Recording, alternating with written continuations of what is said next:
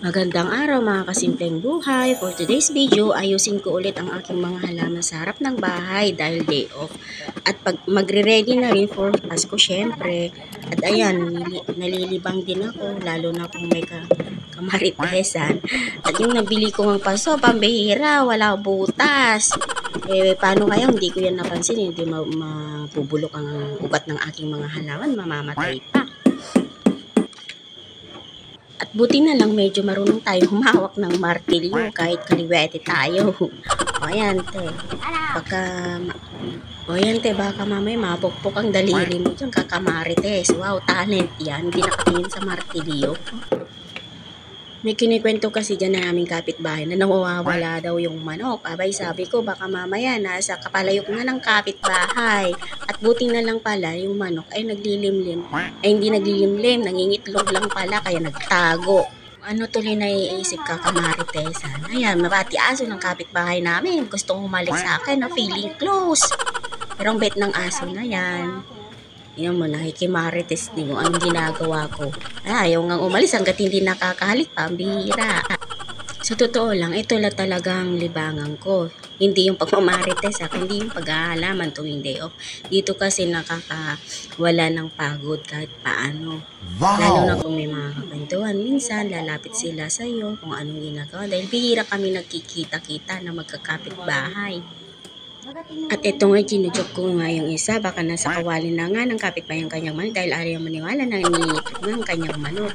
Ito, binipilisan ko dahil magtatanghali na, baka malanta ang mga halaman na tinatransfer ko. Kaya tinutusan ko na si Pangs para ilipat sa loob ng bahay yung isa kasi maganda yung itsura niya. Ito nga naman, naayusin ko na yung iba. At pinabalik ko nga ulit yung pinadala ko sa loob dahil titignan ko kung anong itsura, kung anong postura. Siyempre, tayo lahat ng ugulo titignan. Parang professional plantita ba? At inadjust ko na rin yung mga iba kong halaman sa taas para doon ko ilalagay itong mga isasabit ko. Siyempre, may isa din nakikimarites na magweweteng dyan. Ay, kaya ano din kung anong nangyayari dahil daw siya ay wala nang time para maghalaman. Sabi ko, nako, teot ko lang te. Ngayon lang ako ulit nagkaroon ng time para sa aking mga halaman. Dahil nga magpapasko, kailangan ko nang ayusin. Ayan, may isa pang marites na aso dyan ng kapitbahay. Lahat na lang nakikimarites. Dahil binira nga kami nagkikita-kita, diba? O, pati yan, no, aso din ng kapitbahay yan. Mababait po mga hindi basta-basta nangangagat dahil magkakakilala-kilala naman na dito. At yan, may isa pang makulit dyan. Laging nakahiga sa mga halaman ko. Laging bali-bali ang aking mga halaman. Pag yung pusa na yan, si Kira. Ang bihirang pusa na yan. At ayan na nga, inaayos ko na ang aking nabiling pangsabit. At isasabit ko ang aking mga halaman. Buti na lang may nakita kaming mura-mura. Ay, sinasabit ko na ang photo, sabi pang paswerte daw yan. Sana nga, totoong swertein. Pero ang totoo lang, nasa atin ang swerte. Kahit marami kang halaman na pang paswerte lang, kung hindi mo sasabayin ng sipag at tiyaga, walang mangyayari sa iyong buhay. Bale, ang mga halaman ko pala na nakasabit dyan, meron December cactus, na tuwing December nga lang daw, mamumulaklak. Pero ang ganda po niya, yan pinakapaborito kong halaman. Kaya pag malapit ng mamatay yung kanyang bulaklak, tinatanggal ko tapos nagre-replant ako ulit. Tapos meron akong photos, mayana, tea plant, rose, welcome plant, oregano. Yung iba po, hindi ko na po alam kung anong pangalan ng halaman. Basta nagaganda na rin ako at bigay din syempre ng mga kapitbahay. Syempre nakakaya kung itatapon naman. Pero maganda naman, bakit ko pa itatapon? Ibigay din lang naman. O ayan, ayos na yung postura. Ini-check ko mabuti kung maganda ba ang anggulo. May anggulo. Kaya naayusin ko din yung mga rose. Magre-replant ako dyan para naman mamumulaklak ulit.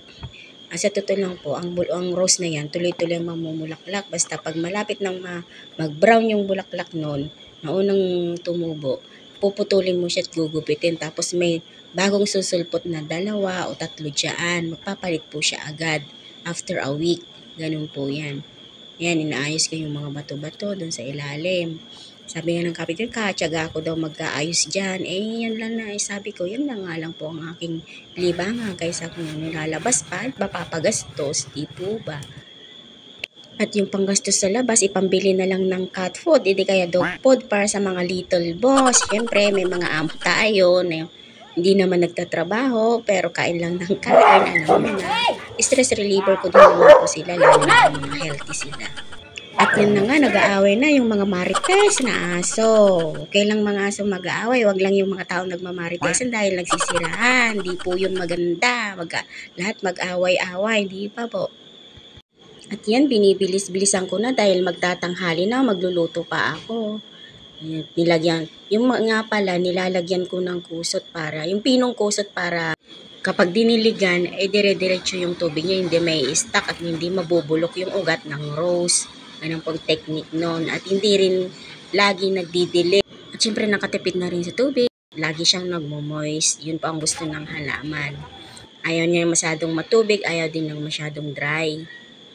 Base lang po yan sa aking experience sa matagal ko ng paghahalaman. Hindi naman po ako expert tungkol sa halaman, pero base lang din naman po sa aking experience na sinishare sa inyo.